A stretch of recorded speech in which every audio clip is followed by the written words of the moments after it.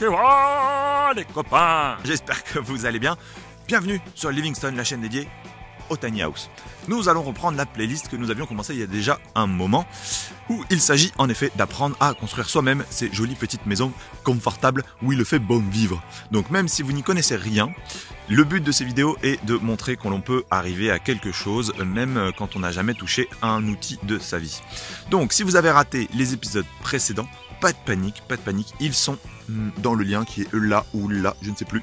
Bon, enfin bref, il vous suffit de cliquer dessus pour voir les épisodes précédents. Et si vous êtes déjà OP, c'est parti.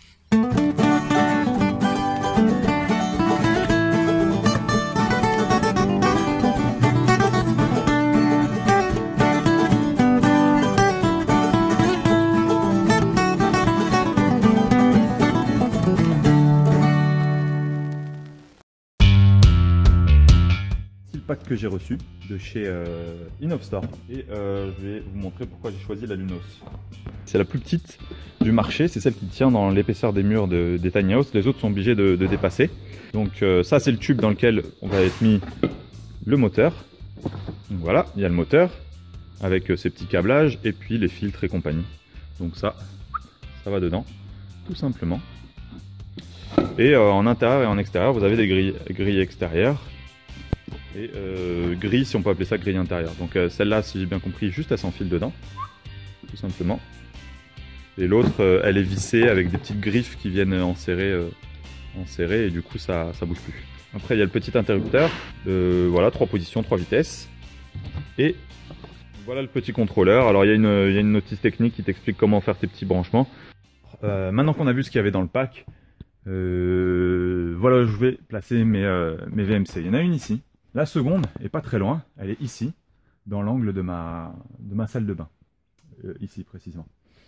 Donc voilà, j'ai deux VMC, pourquoi? Et ça, c'est les conseils que j'ai eu de chez Innovstore, et ça m'a l'air assez pertinent, et j'avais déjà même ressenti ça dans d'autres maisons, pas des tiny house, mais d'autres maisons. Les VMC double flux, elles ont l'avantage d'éviter à ta maison de perdre ses calories ou d'en gagner, suivant si c'est l'été ou l'hiver. En gros, ça garde la température que tu as choisie dans ta maison, ça évite les déperditions d'air et tout ça. Si tu n'en as qu'une, elle souffle, elle aspire, elle souffle, elle aspire. Voilà, suivant les cas, elle se débrouille comme ça. Si elle aspire, ça crée une dépression dans ta maison. Et du coup, l'air va essayer de venir de l'extérieur et s'infiltrer dans toutes les petits interstices. Et en général, c'est autour des fenêtres. Ça crée des courants d'air froid qui sont pas vraiment agréables. C'est tout simplement pour ça que j'en ai deux. Là où il faut être un peu malin, c'est que mon tube est légèrement incliné vers le bas, vers l'extérieur. Du coup, si une goutte d'eau tombe, vous pouvez voir que j'ai fait le test, j'ai mis un peu d'eau. Si une goutte d'eau arrivait à rentrer dans le système, elle serait éjectée vers l'extérieur à cause de la pente. Comme vous pouvez le voir, on a été assez fort sur le scotch. Donc il y a un premier scotch qui replie, ensuite on va remettre un mastic. Le tube lui est collé par un masticole à l'intérieur, dans le conduit quoi en gros. Ensuite on va remettre un petit coup de mastic, puis du scotch par-dessus. C'est exactement ce que l'on a fait de l'autre côté. Et donc normalement, ça devrait être très bien. Pour petite info, alors c'est un peu étrange que vous allez me dire comme emplacement, effectivement c'est par en dessous qu'on allume et qu'on éteint la VMC. Donc celui de gauche c'est la VMC, celui de droite c'est la shower loop. Et en fait comme ces interrupteurs là ne sont pas du tout à notre goût, c'est pas notre style, ben on les a planqués là-dessous, c'est des interrupteurs un peu techniques. Il a fallu que j'attende de finir les revêtements et surtout le coffrage où je passais toute l'électricité. Pour pouvoir brancher la VMC que vous voyez ici. Donc je vais vous faire un topo rapide, même si en réalité la notice sera plus explicative encore. On a l'interrupteur de fonctionnement, voilà, qui se trouve ici. Pour être sûr que toutes vos commandes sont prises en compte, on a une LED ici qui est raccordée à ce boîtier. Donc il va falloir que je fasse un petit trou dans mon truc, qu'elle ressorte de l'autre côté, qui sert donc effectivement à te dire si tes informations ont bien été prises en compte, mais qui sert aussi de détecteur d'humidité.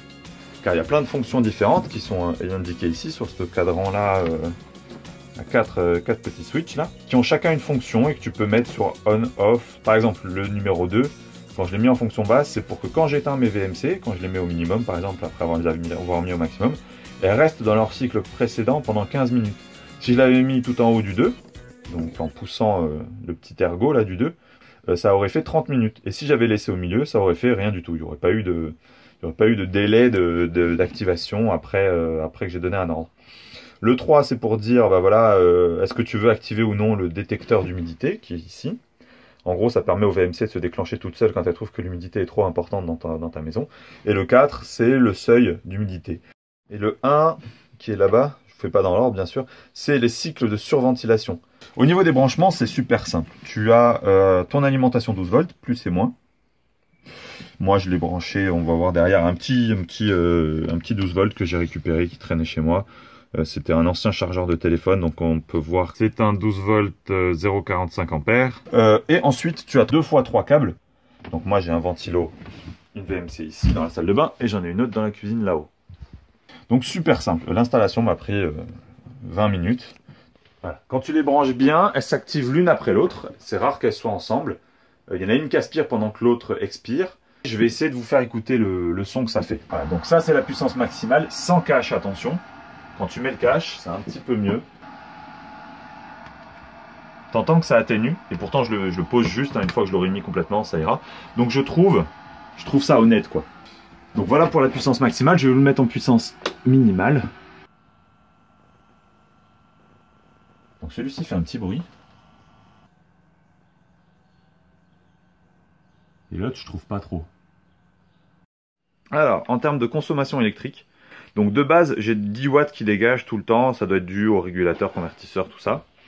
Je n'ai que la VMC qui fonctionne à l'étape minimum. Elle monte, ça monte jusqu'à 5 watts. Donc c'est vraiment rien. Quand tu l'éteins, je crois que c'est à 3 watts. Je vais maintenant la mettre à l'intermédiaire. On monte à 6 watts, c'est pas énorme. Et je vais le mettre à fond. Ouais, on peine à arriver à 7 watts. Ok, ça peut monter jusqu'à 10 watts. Donc voilà, maintenant 6 mois à peu près qu'on vit dans notre tiny house. On a passé l'automne, l'hiver et un tout petit début de printemps. On va vous faire donc un petit retour sur la VMC. Alors, petite erreur que l'on a pu commettre sur notre VMC. Elle se trouve donc ici pour le point le plus haut. Et je pense qu'on aurait vraiment dû la mettre par là. C'est-à-dire au moins à niveau du lit ou au-dessus du lit. Là, à l'heure actuelle, elle est en dessous de la mezzanine. Et j'ai bien l'impression que du coup, l'air et l'humidité accumulée en mezzanine la nuit n'est pas bien évacuée par la VMC. Ça aurait été peut-être un peu mieux de l'avoir du coup au pied du lit. L'inconvénient, ça aurait été le bruit, parce qu'à vitesse 1, on l'entend pas vraiment. À vitesse 2, qui est la vitesse que l'on met en temps normal en hiver, on l'entend quand même suffisamment. À vitesse 3, c'est vraiment occasionnel, mais là, on l'entend vraiment fort. Donc, certains optent pour tout simplement des extracteurs d'air. Je ne saurais pas vous dire si c'est mieux en termes de rapport qualité-prix, parce qu'on n'en a tout simplement pas essayé. Une chose est sûre, c'est que il vaut mieux quand même placer votre VMC au point le plus haut possible de votre maison et si possible pas trop près de votre chambre. C'est tout pour aujourd'hui. Merci beaucoup d'avoir regardé cet épisode, vraiment merci. J'espère qu'il vous a plu. Si c'est le cas, n'hésitez pas à partager, petit bouton en bas, et à faire connaître à vos familles et à vos amis l'univers magnifique des tiny house. Et puis c'est un bon moyen pour moi de voir que ce que je fais vous plaît. Vous pouvez également soutenir la chaîne sur Tipeee. En attendant, si vous en voulez encore, n'hésitez pas à vous balader sur la chaîne, à vous abonner, pourquoi pas. Il y a tout un tas d'autres vidéos, des rencontres, des présentations, des tutos techniques, bref, de tout pour être très heureux. Et quoi qu'il en soit, moi je vous retrouve bientôt dans une prochaine vidéo.